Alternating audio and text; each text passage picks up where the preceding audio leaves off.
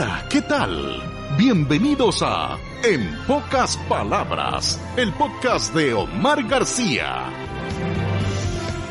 Platicando con el doctor Francisco López, rector de la Universidad Central de Nicaragua, y con Humberto Avilés. Efectivamente, hoy, 23 de abril, se celebra el Día Internacional del Libro, y esto en homenaje a Miguel de Cervantes y Saavedra, que murió, dicen, un 22, pero lo enterraron el 23. Por eso se hace el homenaje, un 23 de abril del año 1616. Dicen también de que murió ese mismo día William Shakespeare, pero era en el calendario anterior, que ahora sería el 7 de mayo, dicen los entendidos, o el 3 de mayo. Pero bueno, y murió también el Inca Garcilaso de la Vega, ese mismo día, entre el 22, 23, 24, en esa época, vos sabés, las fechas llegaban tarde, pues, y no había la comunicación que existe el día de hoy. Estamos hablando del siglo XVII, 1616. Entonces, las Naciones Unidas, a través de la UNESCO, decretó, creo que en el año 1995, el Día Internacional del Libro, el 23 de abril, en homenaje a estos tres grandes personajes, tres grandes escritores de la literatura latinoamericana: Garcilaso de la Vega, el Inca Garcilaso, Miguel de Cervantes y Saavedra y William Shakespeare.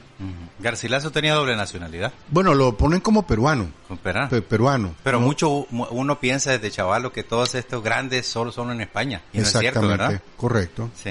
Así es. Es por la forma en cómo nos hemos educado en todo este tiempo. A lo mejor era criollo, pues, ¿verdad? Sí, porque seguramente era criollo. Sí. Pero siempre lo conocemos así, como el Inca Garcilaso de la Vega era como para el origen directamente. ¿Qué podemos decir de cómo ha ido cambiando el Día del Libro a lo largo de nuestras vivencias, principalmente? Porque en el colegio, en secundaria es que se tiene un poquito más de la lectura, luego está la universidad. ¿Cómo ha ido cambiando esta fecha? Son obviamente oficiales, ¿no? Los ministerios de cada uno de los gobiernos realizan una actividad, pero ¿se le queda algo al alumnado, a la gente? Pues debería.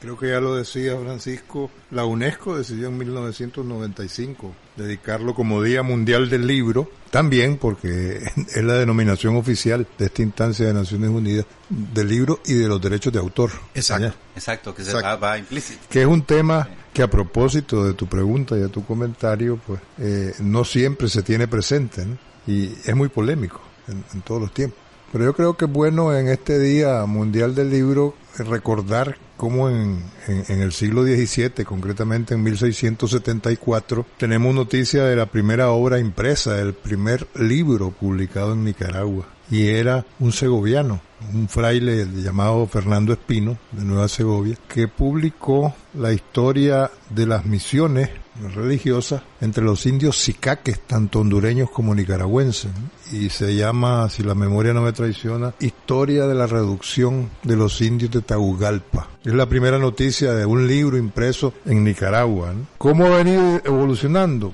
Ojalá pudiésemos decir con certeza, sin temor a equivocarnos, que conforme ha evolucionado la tecnología, ¿no? Todos sabemos ya que la imprenta es obra de Gutenberg y está ubicada más o menos en la cronología allá por el siglo XIV, ¿no? Pero bueno, ojalá que esa evolución fuera simultánea, no paralela, sino simultánea a la de la tecnología. Y no solamente eso, ojalá que realmente la evolución del libro hubiese ido marchando a la par que evolucionan eso tan polémico. Fíjate, todavía a estas alturas, 21 siglos de la historia contemporánea, todavía estamos discutiendo sobre la vigencia de los derechos humanos, o la vigencia de los derechos humanos está en continua tela de juicio, ¿no? Pero el libro está muy vinculado, por supuesto, a la evolución y la historia de los derechos humanos. ¿Cuál es la historia de los derechos humanos? No es más que la historia de las diferentes generaciones de derechos humanos. Hoy por hoy, y retomando lo de los derechos de autor, este tema de la cibernética, de la informática, ha transformado en sumamente polémico qué va a pasar o qué está pasando con el libro electrónico, ¿no?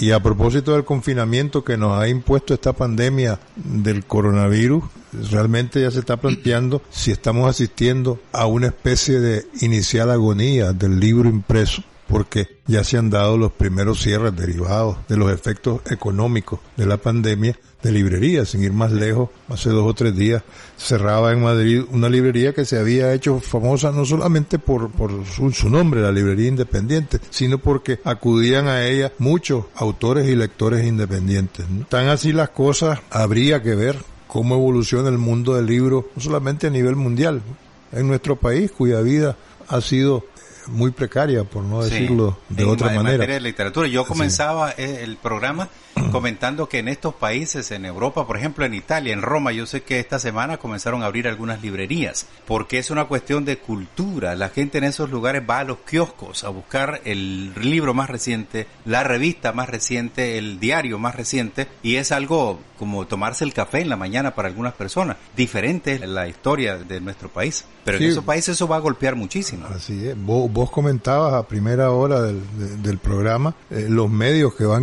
escritos que van quedando en este país, aparte de la prensa y su diario Hoyo. Sí, que con los dedos de una mano los contamos, ya no tenemos impresos. La trinchera es solamente por suscripción. Y la bolsa de noticias por suscripción, o sea que es bastante limitada la circulación. Así es. Y revistas ya no tenemos, ¿verdad? Ya virtualmente, bueno, Visión Sandinista. Bueno, Mayra mantiene, ¿cierto? Sí, Visión Sandinista. Esa se mantiene mensualmente y yo creo que hay que darle un gran reconocimiento a ella, porque Mayra ha hecho un gran trabajo al frente de la revista con un grupo de gente que la apoya. El correo, que a mí me llegaba antes aquí, el correo. Sí, la revista Correo se tuvo que suspender también. Se suspendió. Sí, que tuvo una muy buena incidencia desde aquí, desde la dirección de la radio, un equipo de redacción muy bueno y de colaboradores, y también tuvo su historia. Se acaba de despedir una publicación, si querés, muy, en cierta manera, elitista del Centro Nicaragüense de Escritores, El Hilo Azul. Ya lo han dado elitista, correcto, pero estaba. Por clausurado, pero bueno, era una publicación muy válida, ¿no? Sí. Así es. Entiendo que se sigue publicando, pero cada vez con una periodicidad más elástica, por decirlo eufemísticamente en el tiempo, la publicación oficial de la Academia Nicaragüense de la Lengua, que se llama Lengua, precisamente. Y pero, la de los curas jesuitas de la Envío. Envío. No estoy seguro si todavía. No sé si estará, pero creo que hasta hace algunos días creo que estaban funcionando, pero me imagino que con este asunto de la situación se ha ido también. Y después hay 2 revistas con las que inevitablemente, porque es inevitable encontrárselo ahí, tiene que ver Jorge Eduardo Arellano, que no le gusta que le digan polígrafo, ¿no? Él dice que es dadaísta, historiador y escritor y poeta, ¿no? Sí. Que es Acahualinca, que es una revista que sacó el Banco Central, y también la revista de la Academia de Geografía e Historia de Nicaragua, ¿no? Y también la que tuvo bastante incidencia, que hasta su enfermedad, su problema de salud, Gente de Gallo. Sí, la revista Gente de Gallo. La de Mario. La de Mario, que puede generar polémica, como yo siempre he dicho. No me gusta la violencia, el maltrato a los animales, no me gustan las peleas de gallo. Pero yo admiro el trabajo de Mario, porque esas son prácticamente monografías las que presentaba de los pueblos, de las historias, y me consta que Mario se iba a los lugares, a las parroquias, a buscar partidas de nacimiento, y ahí encontraba un montón de documentos, fotografías que eran interesantes para la publicación de su revista, aparte del tema principal. Y ahí estaba también el señor Hernández de Masaya con un artículo específico para la revista sobre el saber, sobre el conocimiento. Ha habido un esfuerzo editorial digitalizado del Instituto Nicaragüense de Cultura. Ha sacado diversas publicaciones, por ejemplo de la obra de poetas como Leonel Rugama, a Rubén Darío, han digitalizado Azul, sin ir más lejos, y en el último simposio internacional sobre Dariano, que se efectúa en León, que lo preside el Instituto Cultural Rubén Darío, que preside la diputada y poeta María Manuela Sacasa de Prego, se sacó una edición digitalizada también de los principales cuentos de Rubén Darío, y están haciendo un esfuerzo en ese sentido, patrimonio histórico de la alcaldía de Managua. Vienen sacando publicaciones periódicamente. La Universidad Central, doctor, tiene también apoyo en libros, ¿no? Hemos apoyado algunos libros. Hemos querido, en lo particular, yo creo en el libro impreso. Y soy defensor del libro impreso. ¿No lee usted en digital? Leo algunos artículos pequeños. Pero libros no estoy acostumbrado, ni quiero acostumbrarme. Me gusta el libro, pues me gusta tocar el libro, oler la tinta, el papel. Eso es y vital. El pasar las páginas. Pasar las páginas, subrayar las páginas, volverlo a agarrar, llevármelo para... Dicen, me decía un amante de los libros digitales, Arnulfo Urrutia, hace tiempo. No, pero y la computadora te la llevas también, ahora venden, ahora hasta sentí el olor a las páginas, hasta cuando le das vuelta a la página en la computadora, ellos han desarrollado eso. Suena como que es un libro... Es un libro... Y lo han hecho precisamente por eso, por el apego. Exactamente, ¿verdad? Entonces le digo, pero no es lo mismo. Igualmente no es lo mismo, ¿verdad?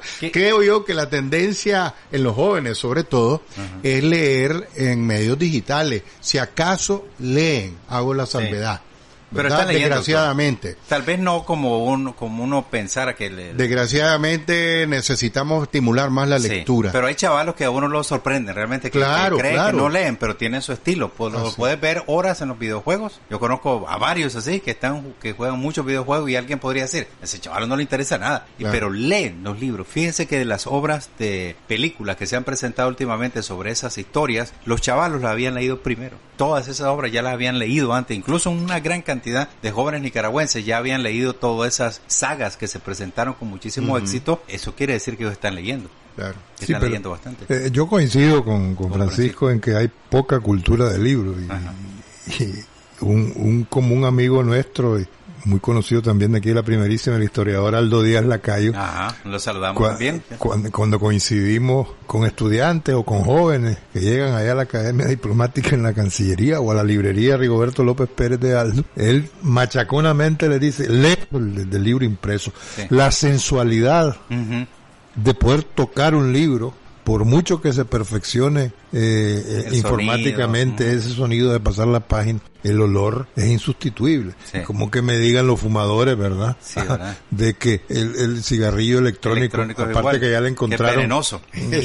Su problema. Pero bueno, y la última, a propósito de la pandemia esta que nos afecta, esta mañana estaba leyendo a primera hora de que hay una investigación de algunos científicos franceses de los efectos beneficiosos del tabaco, entiéndase la nicotina, en tanto que ataca al coronavirus. Como inhibidor o algo. Eso es lo último. Me van a mandar a fumar, entonces imagínense. No creo, porque eso te afecta a los pulmones y va directamente a la respiración. Se había dicho lo contrario, ¿no? Exacto. Pero bueno. Entonces, ¿le podemos responsabilizar a alguien sobre esa falta de lectura que uno percibe? A la tecnología en todo caso. Bueno, sí, es que los sistemas de educación, los profesores. Que la tecnología ha incidido significativamente en los jóvenes porque están más acostumbrados a lo visual, a lo inmediato que te da la tecnología el día de hoy. Nosotros lo vemos allá en la universidad constantemente, tratamos de hacer foros de lectura, tratamos de impulsar la lectura, tenemos una biblioteca virtual muy grande, pero también tenemos la biblioteca física. Obviamente, como decís, Omar, hay jóvenes que llegan a la biblioteca física y piden un libro. No necesariamente es su materia, pues les gusta la literatura, les gusta la historia, les gusta el arte, lo que sea. Eso es muy bueno y nos estimula, pero no podemos tapar el sol con un dedo de que a la mayoría de nuestros estudiantes les gusta el libro digital, en todo caso, la revista digital, los medios impresos y además de eso, y si es en video, mejor.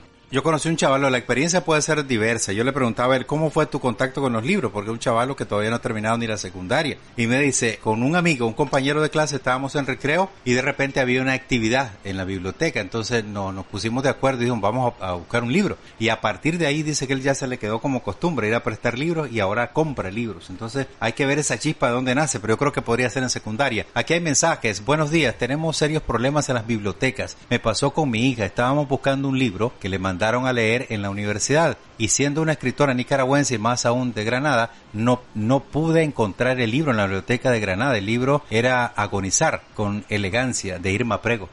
¿Lo conoces? Agonizo con elegancia. Agonizo con elegancia de Irma Prego. No lo encontraron, pero eso, ¿qué cosa es? ¿Distribución? Es una edición, creo yo, agotada, porque ese libro lo escribió ella hace muchos años. Sí, ella murió en Costa Rica. Ella murió en Costa Rica, vivió mucho tiempo en Costa Rica. Posiblemente por eso a eso se refiere, por eso no existe ella, porque tuvo muy poca presencia realmente. Humberto, vos que la conociste más a la Irma. Pero en realidad las ediciones agotadas, como este caso particular de ese libro tan famoso de Irma, digo tan famoso porque Irma era todo un personaje en Granada, ¿no? Aparte del romance sonadísimo y perpetuo con Carlos Martínez Rivas.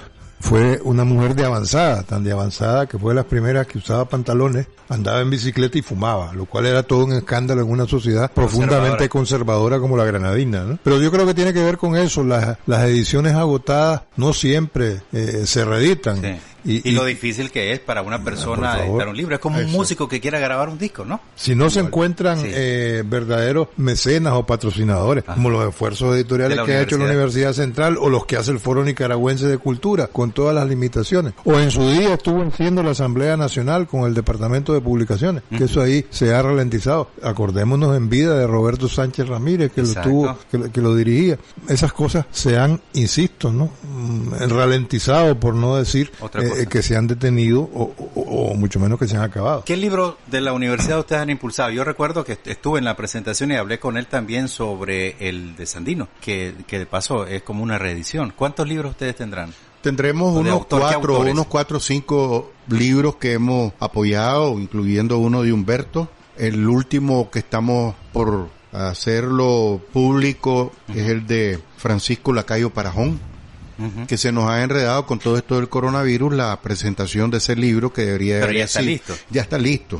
Debería de ser lo más pronto posible. En cuanto podamos hacerlo, creo yo que en el próximo mes podríamos estar presentando el libro de Francisco Lacayo Parajón, que estuvo en el podcast que vos tenés y que habla sobre el tema de la cultura. Sí. Y toca Ese temas... fue tremendo, eso es una cátedra. Temas culturales y de la tecnología y de la educación, que son más vigentes el día de hoy con todo esto de la pandemia, con todo el tema de los libros digitales y de todo lo que es la transformación tecnológica para la educación y la cultura. ¿Qué otros tenemos?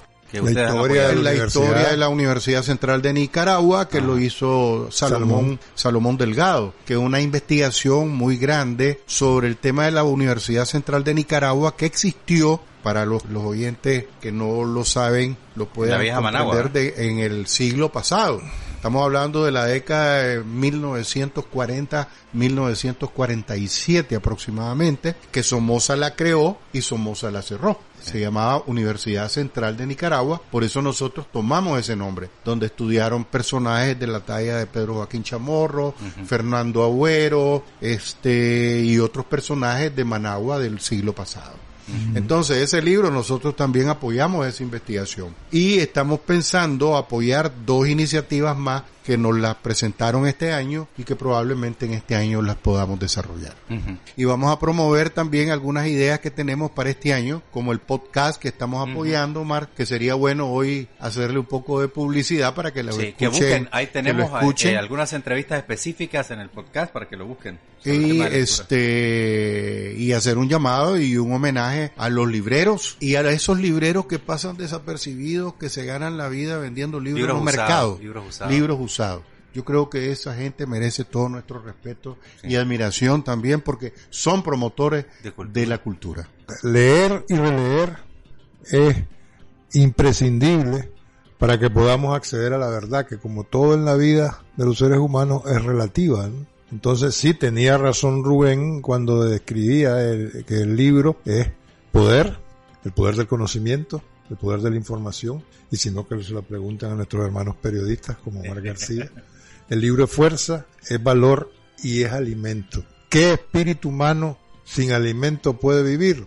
A propósito de estos días tan difíciles que le está atravesando la humanidad con la pandemia, el principal alimento espiritual es la lectura. Que haya diversas formas de lectura, por supuesto. Lo importante es que leamos y que además podamos compartir lo que leemos para que programas como En pocas palabras de Omar García puedan seguir ampliando el conocimiento entre los seres humanos. Gracias, Humberto Avilés, gracias al doctor Francisco López por esta conversación. Hoy es Día Libre, ustedes tendrán sus propias reflexiones y busquen esos libritos que tienen ahí olvidados. Gracias por elegirnos entre el infinito mundo de las comunicaciones actuales.